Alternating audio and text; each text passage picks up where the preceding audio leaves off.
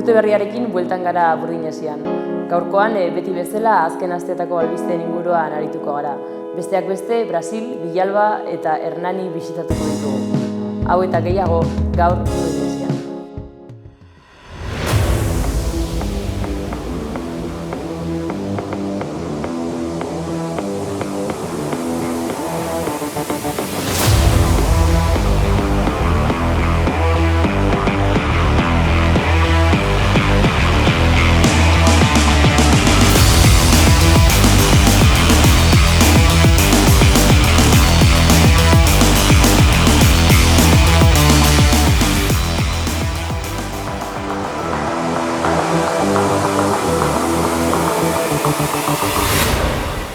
Gabon eta ongi etorri. Hemen gurekin Aitor Bizkarra, Eneko Carrion eta Irene Ruiz. Ongi etorri zuei ere. Eta besterik gabe, has gaitezen. Urtarrilaren batean, Brasilgo Lula da Silva presidentearen inbestidura izan zen, eta berriak nahiko sona izan du gure inguruan, besteak beste Latinoamerikako indar ezkertiarrak erreferentzia gisa hartu dituztelako haien homologo europarrek. Brasilen langileen alderdiko buruak 3. agintaldiari ekin dio azkenekoz presidente izan zenetik 20 urtera. Honakoak dira erronka nagusiak: Amazonia legez kontrako deforestazioarekin amaitzea, indigenen lurrak berriro mugatzea eta gosearen eta pobreziaren kontrako borroka. Zer deritzozu? Nik uste, olako gai, zaiak edo aztertzerakoan edo, tentuz jokatu bidala eta ondo aztertu bidala, baina gure nahiko urrun dagoen herrialde bat izan da. Ikusten baldin badu, eta Brasilek kristoneko tradizio antikomunista bat bizi izan dau, aurreko mendetikan, estatu batuek ez zutenian nahi, komunismoren mamua Hego Amerikatikan edatzia, bihurtu zuten Brasil bera, beraien gotorleku antikomunista partikularra. Hau da, 1974an Joa Goularten aurkako estatu kolpea eman zuten, hau esan komunista ez da gertutik ere, baina bihar zutena zan, Hego Amerikan bestelako interbentzio antikomunistak egiteko plataforma bat. Eta orduan hori bihurtu zuten Brasil bera.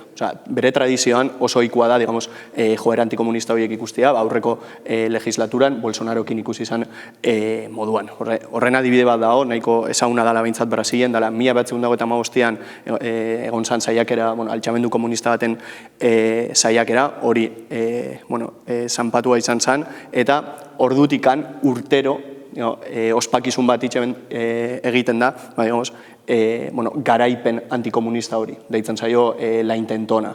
Orduan, jakin bida ondo aztertzen ere, zein dan herrialde horren joera historikoa.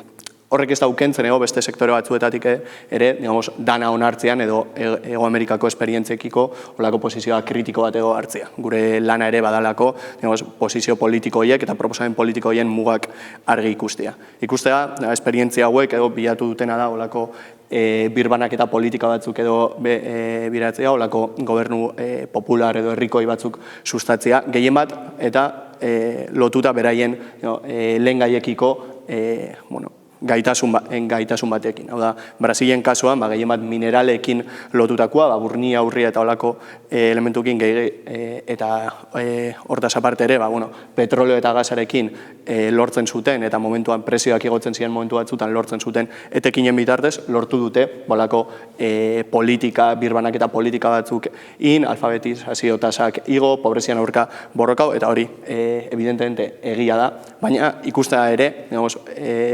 olako planteamendu politikoek beraien mugak agerian utzi dutela ere, ez dialako benetako erroko aldaketa bat sustatzen eta orokorrean geratzen diala olako aldaketa superficial baten. Orduan, 21. mendeko sozialismo moduan ezautzen den esperientzia horiek, nire ustez ez dira gure eredua izan behar, eta hortikan aratago junbia da, ondo aztertzen herrialde hauetako proposamen politikoak, baina bere zintzuak eta kritikoak izan da beraiekin.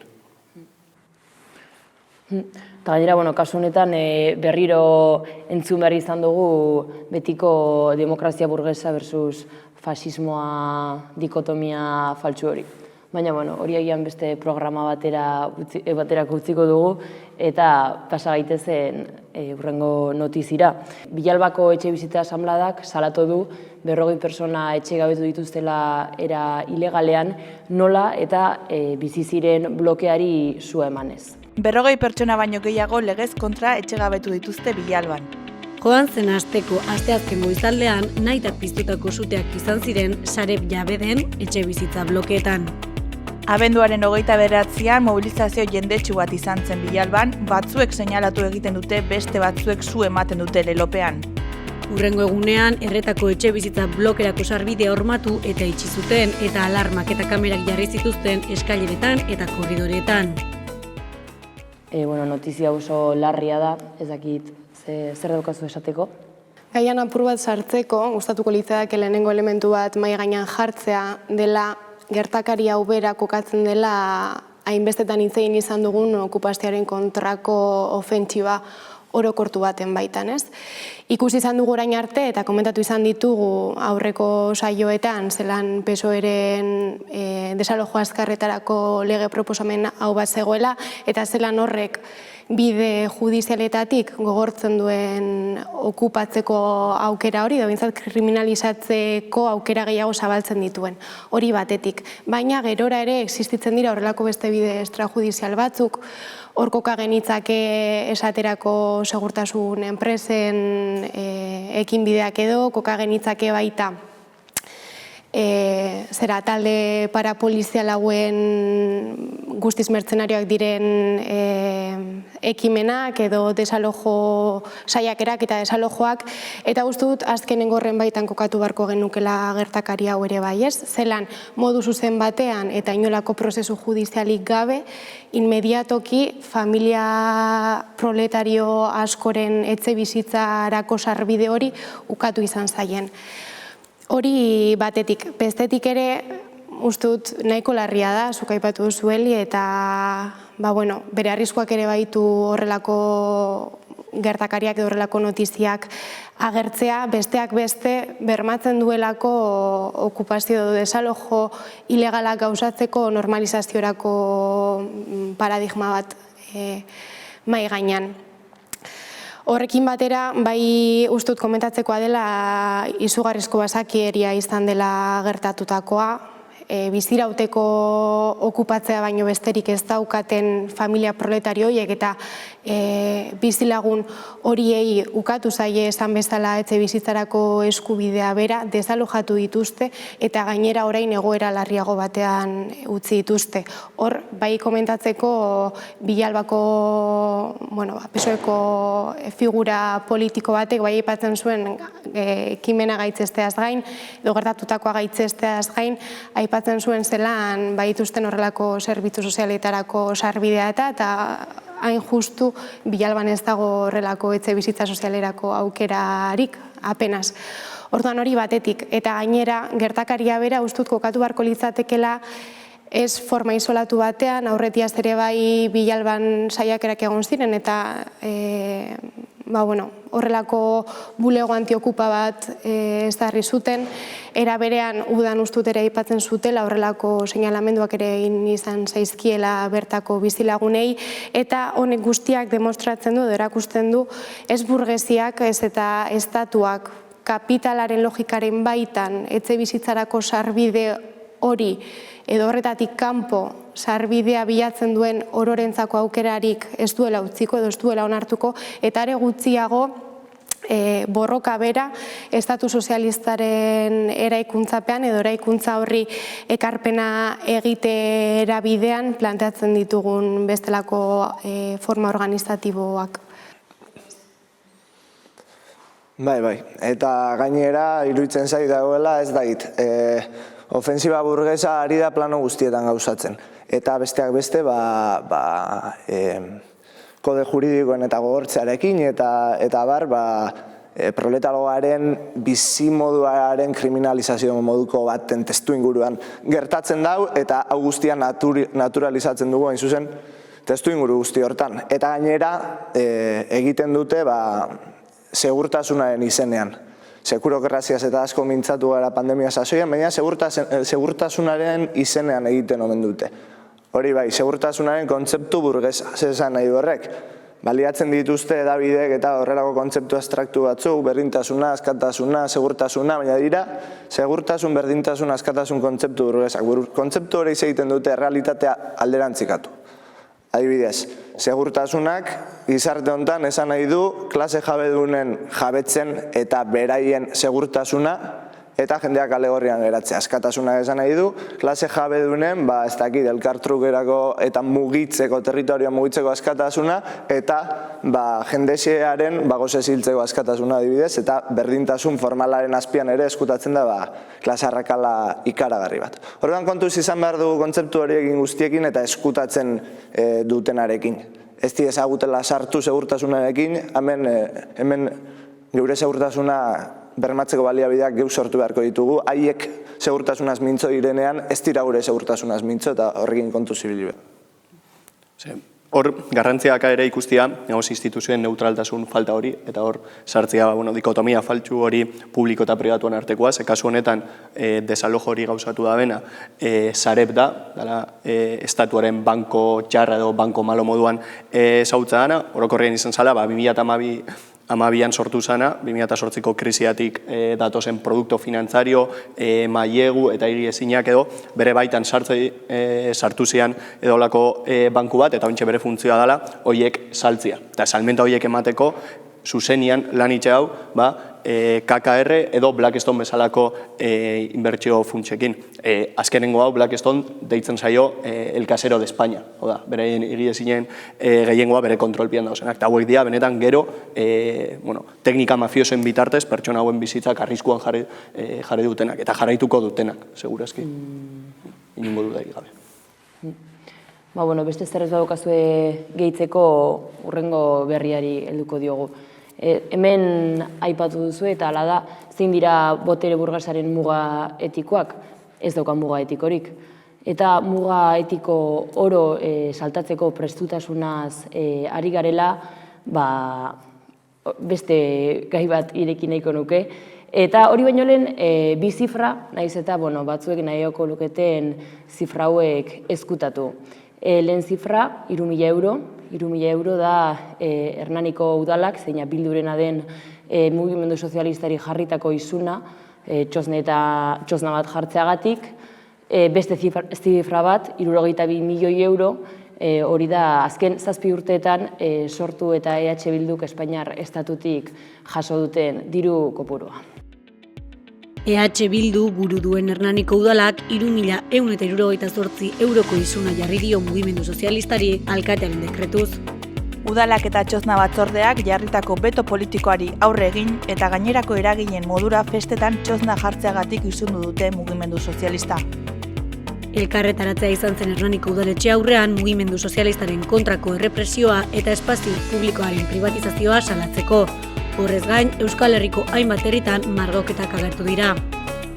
Aurreko astean Hernaniko udaletxera bertaratu ziren berriz Buruntzaldeko Kontseilu Sozialistako zenbait kide, EH Bilduri 2 exigentzia zehatz egiteko eta helarazteko. Batetik, isuna kentzeko exigitu diote, bestetik mugimendu sozialista gainontzeko eragileek bezala txosna jartzeko daukan eskubidea errespetatzeko exigitu diote. Eskaera horiei babesa emateko sinadura bilketa abiarazi dute. Hernanin bezala beste hainbat herritan ere ezarri dituzte mugimendu sozialistaren aurkako beto politikoak, besteak beste Gasteizen, Deustun, Lazkaon, Egian eta Lesakan. Nola ulertzen duzue gertatutakoa? Alde batetik, ez dakit. Apur bat berresio deretxizatuan edo eskuinta hartuan, baina instituzio burgesen dinamika normalaren barruan ulertzen du nik.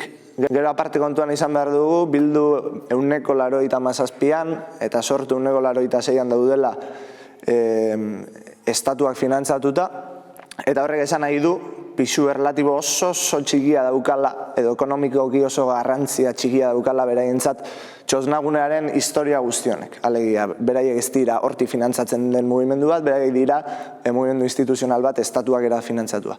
Orduan, zergatik axola die, hainbeste afera guztionak zergatik saiatzen dira, itotzen eta oraindik ere, eta nola beraien jardune reala erabat instituzioetara bideratuta dagoen, behar dute simbolikoki bada ere kaletar itxura bat mantendu eta kaleko espazioa simbolikoki kopatuta eduki eta bar. Eta orduan ni pentsatzen dut klabe horretan ere kokatzen dela beraientzat gatazka guzti hau. Gainera interesgarria da ere bai, zelan gai honekin isiltasuna izan den nagusi, ez?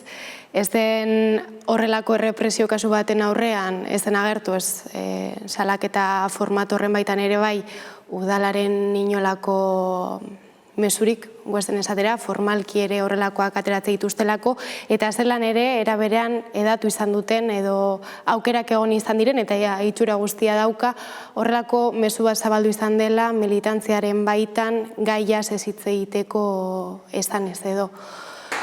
Nahiko sagunguratzua hori haien aldetik ere bai. Zu pentsatu ohiko trolek ere ez dutela ezer esan, derrigorrean zerbait esan behar izaten duten horiek ere ez. Eta hori, liberatu ejertzito nahiko potente bat dakatela.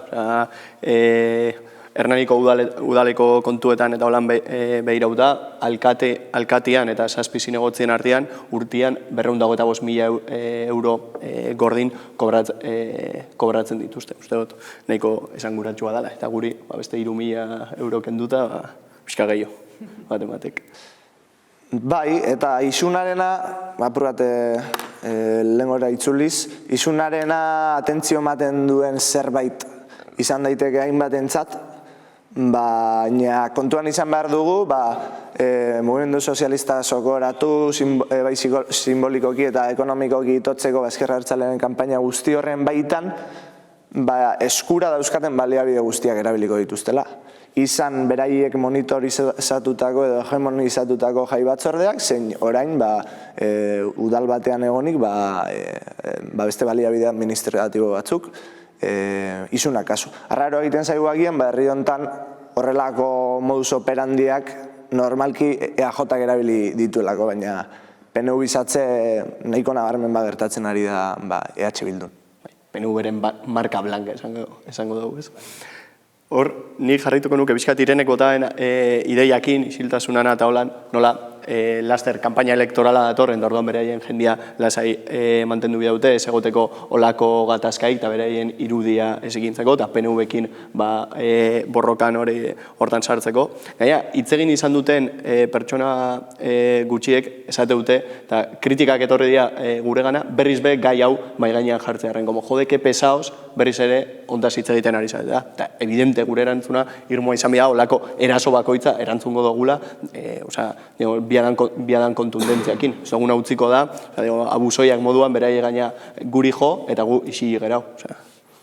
Izan ere, Hernaniko ez da izan Ezker Abertzalearen errepresio ekonomikoaren kasu bakarra, ez da. Aipa genitzake baita ere Donostian Egia, Deusto, Gasteiz, eta, ematen du tamalez ez dela izango burdinesian olako gairen bat jorratu behar izango dugun azken aldia. Baina, gaurkoz nahikoa eta besterik gabe eskerrik asko ikuslei eta eskerrik asko zuei ere.